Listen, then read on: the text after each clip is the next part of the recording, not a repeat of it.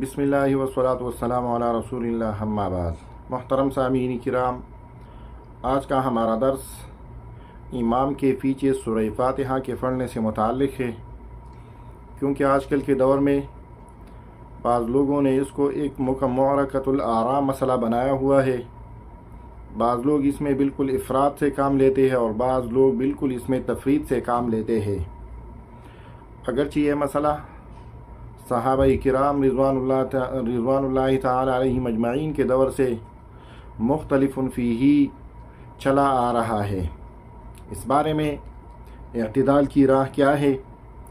اور اس میں اختلاف کا سبب کیا ہے؟ اس کی بنیادی وجہ یہ ہے کہ قرآن کریم میں اللہ جل شانہ فرماتے ہیں وَإِذَا قُرِئَ الْقُرْآنُ فَاسْتَمِعُوا لَهُ وَأَنصِتُوا لَعَلَّكُمْ تُرْحَمُونَ۔ اس کا مفہوم یہ ہے کہ جب قرآن کریم کی تلاوت کی جائے، قرآن کریم پڑھا جائے، تو آپ چپ چاپ رہو اور اپنے مشاغل کو ترک کر لو۔ دوسری طرف احادیث مبارکہ پر ہم جب نظر دوڑاتے ہیں تو اس بارے میں کئی احادیث ہمیں ملتی ہے جس میں کبھی یہ الفاظ آتے ہیں کہ لا صلاۃ الا بفاتحۃ الکتاب، کبھی یہ الفاظ آتے ہیں لا صلاۃ لمن لم یقرأ بفاتحۃ الکتاب، اور کبھی دیگر الفاظ کے ساتھ یہ حدیث مختلف کتب احادیث میں مختلف صحابہ کرام سے منقول ہے۔ اسی بنا پر اختلاف پایا گیا ہے کہ آیا نماز میں امام کے پیچھے سورہ فاتحہ پڑھنا واجب ہے یا نہیں ہے۔ یہی وہ بنیادی دو دلائل ہے جس کی وجہ سے علماء کے درمیان اور اہل علم کے درمیان یہ اختلاف پایا گیا ہے۔ علماء کرام میں سے ایک جماعت جن میں سے بہت سے محدثین کرام، شوافع، حنابلہ فقہا شامل ہے، ان کا یہ موقف ہے کہ اس حدیث کی بنا پر مقتدی پر بھی ہر رکعت میں سورہ فاتحہ پڑھنا لازم اور ضروری ہے، خواہ وہ نماز سری ہو یا جہری ہو۔ دوسری طرف علماء احناف اور دیگر اہل علم کا موقف یہی ہے کہ جب امام قرات کر رہا ہو تو مقتدی خاموشی سے امام کا قرات سنے گا اور امام کا قرات مقتدی کے لیے کافی شمار ہوگا، کیونکہ قرآن کریم میں سننے اور خاموش رکنے کا حکم دیا گیا ہے،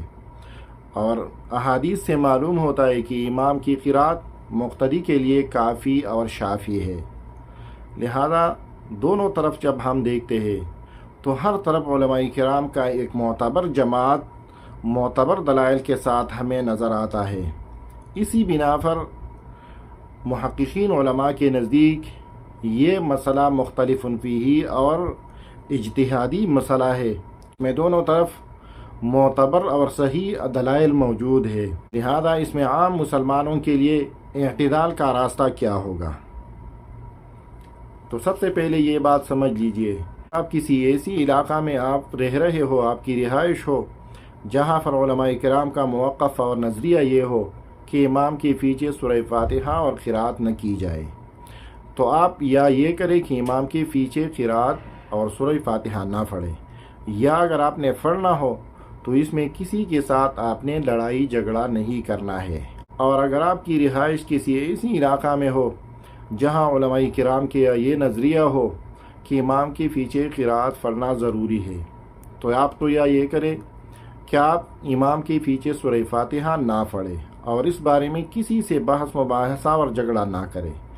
یا اگر آپ نے امام کے پیچھے سورہ فاتحہ پڑھنا ہے تو پڑھ لے، ہر طرف آپ کے لیے گنجائش موجود ہے۔ لیکن یاد رکھیے، نماز میں ایسی اختلافی مسائل میں ایک دوسرے سے لڑائی جھگڑا کرنا، ایک دوسرے کو مساجد سے نکالنا، ایک دوسرے کو برا بلا کہنا، شریعت نے قطعاً اس کی بالکل اجازت نہیں دی ہے، کیونکہ نماز ایسی اختلافی مسائل کی جگہ نہیں ہے۔ نماز میں خشوع ضروری ہے، نماز میں اخلاص ضروری ہے، نماز میں سنت کی پیروی ضروری ہے، اور یہی اصل مقصود ہے، جبکہ ایسے اجتہادی مسائل میں ایک دوسرے کے لیے وسعت اور احترام کا رویہ اختیار کرنا چاہیے، کیونکہ احادیث مبارکہ سے ہمیں یہی معلوم ہوتا ہے کہ سلف صالحین کے پیچھے باتیں کرنا یہ قیامت کی علامات میں سے ہے، لہذا ایسی چیزوں سے اپنے آپ کو دور رکھیے، کیونکہ رسول اللہ صلی اللہ علیہ وسلم نے فرمایا تھا لعن آخر هذه الامت اولها، قیامت کی قریبی نشانیوں میں سے ایک نشانی یہ ہوگی کہ